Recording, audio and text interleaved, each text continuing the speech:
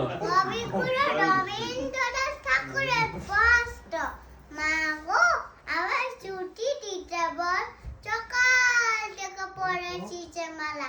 এখন আমি তোমার ঘরের পাশে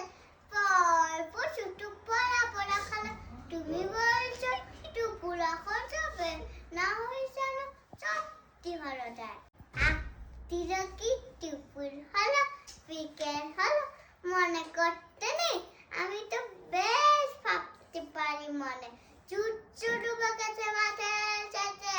পাখটি পুরি চুপটি বলেনি চাক তুলছে কুকুর ছাড়াছে আটা হলো মাথার কাছে তোলা কালি হয়ে চর